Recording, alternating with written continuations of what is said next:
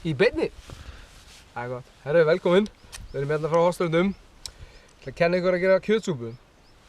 Ég er með hérna úrvals kjötsúpu frá Real Turmat, sem er sem sagt norsk eðal gæðavara. Mjög einfald í notkun. Vatn, pottur, prímus og eitthvað til að kveikja. 300 ml. Kveikir á prímusnum. Skellir að sjá. Býr í svona 3 mínútur. Opna pokann, rífur gæjan frá, hellir ofan í. Kveikta, hræra aðeins í þessu. Svo bara bíða í 8 mínútur. Svo bara njóta.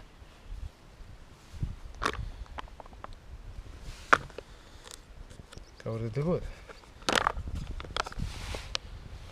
Þetta er ekki alveg ready, en þetta er að gerast. Þetta er að eldast.